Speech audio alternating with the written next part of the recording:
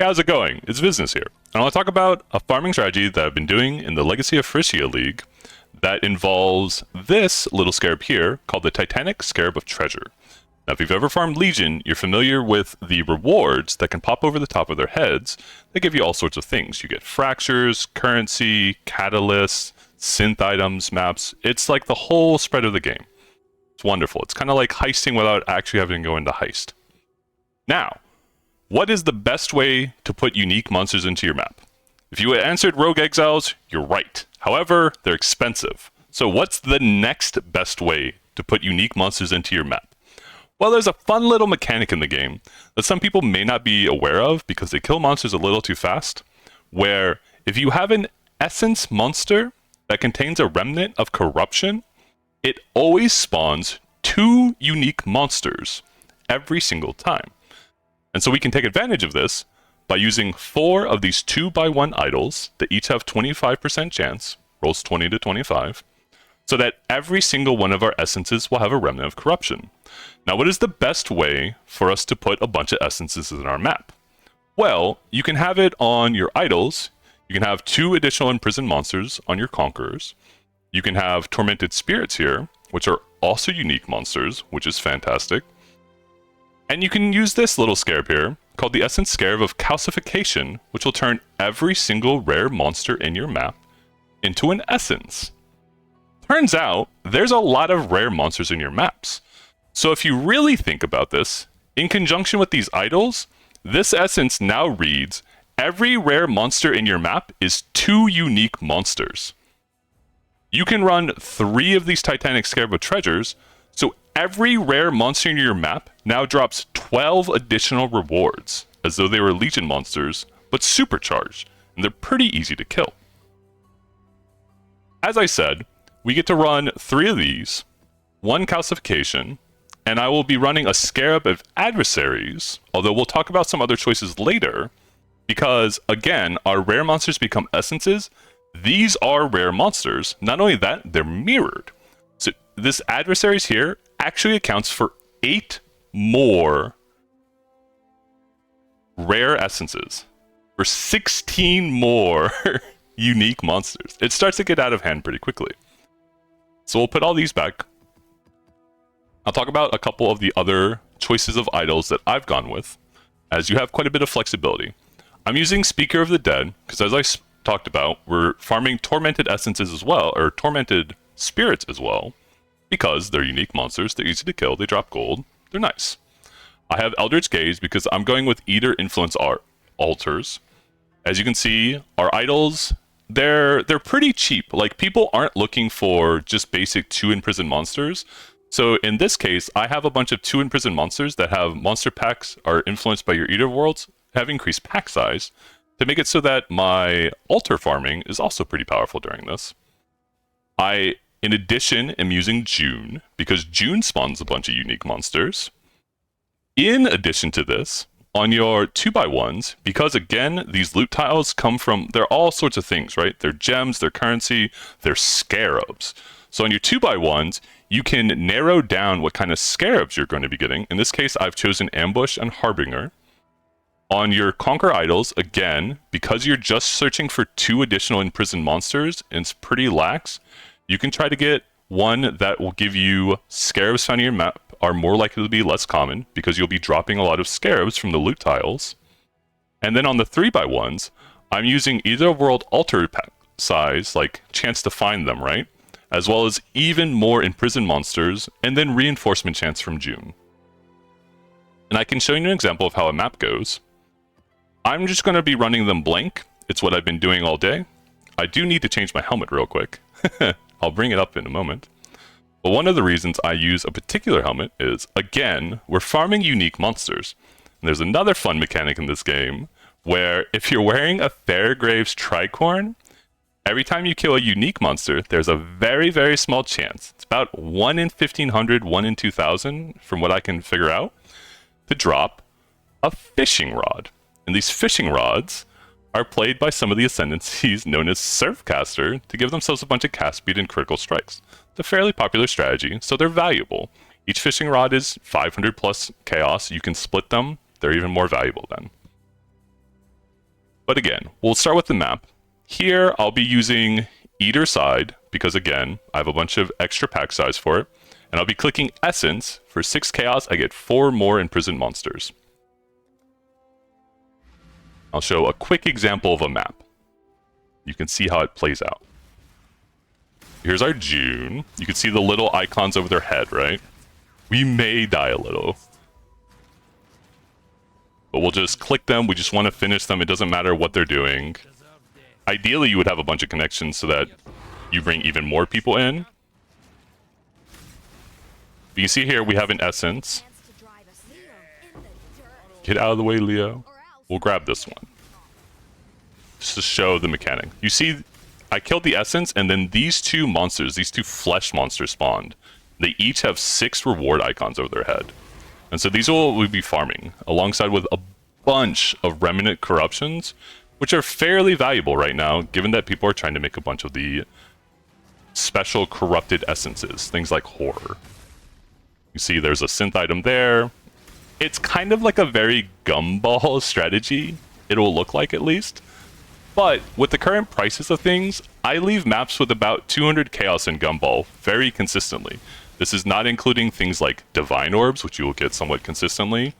Fishing rods, I get about 1 an hour. Farming, 30 maps an hour or something of this nature. Well, like 20 maps an hour. You'll drop a lot of exalted orbs. You drop clusters, and importantly, because they're coming from the unique monsters, you can see here they are level 85. So all the clusters that you're getting from the rewards will be high level clusters. Things like reservation or 12 passive while holding a shield. They're very valuable. People are going for these, right? You'll pick up some of them along the way. You get a ton of currency. You get a bunch of, chaos orbs. Just click all these guys out the way. Get glass blower baubles, you get GCPs. These are all worth multiple chaos. Again, it's very gumball heavy, but it adds up quite quickly.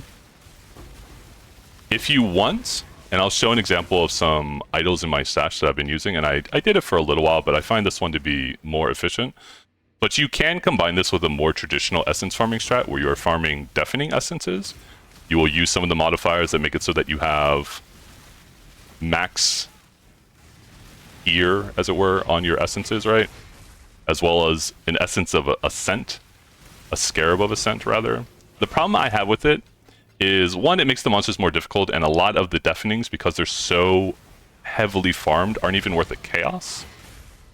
And 2, losing the last scarab slot that I currently use for adversaries really does cost you quite a bit as far as unique monster count. You can do the researches. You may have seen me run past that one. You can do the researches. There are unique monsters down there in the syndicate members, but let's be honest, who wants to really run through research every time, right? Just keep it nice and simple. Click all the essences, kill a bunch of unique monsters, get some extra gumball, run away from crit resistant monsters. Surely we don't die. That would be embarrassing. But you can see I've chosen Glacier specifically, as some of you know. You have a bunch of goats at the end of the map, who again are unique monsters, and they all have tiles. And on the 2x1, we'll call them medium idols, you can get a modifier that is map bosses surrounded by tormented spirits for even more unique monsters. And so that's an example of me running through a map. It's pretty quick, it's pretty easy. You can go even faster than I'm doing. As you can see here, we killed, was this 28 essences, right? Each of them spawns 2 unique monsters. Each of them gives 6 tiles.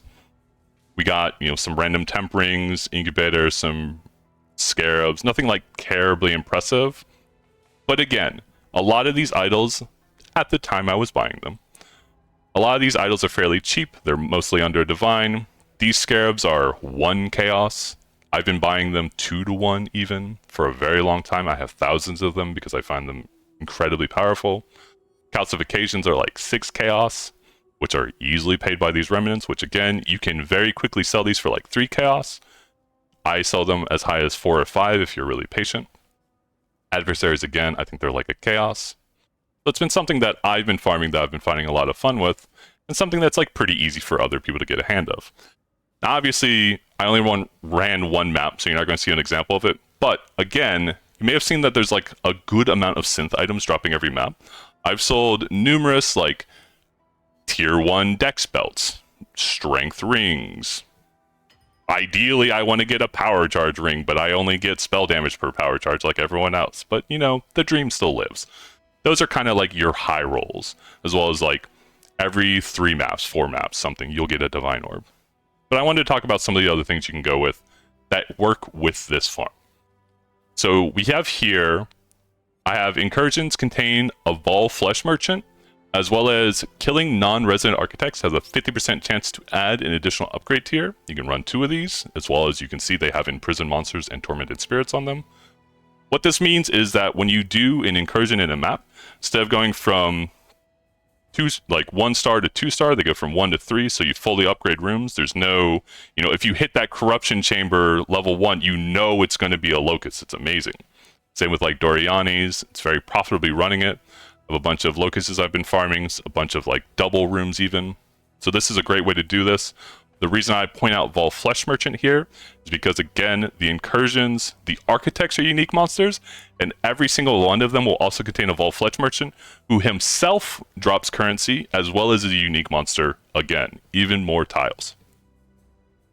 And we spoke about this, where if you wanted to do a more traditional essence farm, where you'll be using imprisoned monsters in your maps, have at least 1 essence of the highest tier possible. Deafening is not the highest tier possible. Shrieking is. So, like, you can do this in yellow maps if you want. You could do the whole farm in white or yellow maps. You'll just remove the value from some of your synth as well as fractures. So I wouldn't terribly recommend it. But because Shrieking is the highest tier you can hit, you need to use an Essence Scarab of Stability. But it's a way that if you do want to farm a bunch of deafenings, maybe you just like farming them yourself, maybe you do find value in them, maybe you want like the harder challenge, this is something you can do. But yeah, that's it. Just wanted to give a brief rundown of a farming strategy I've been doing.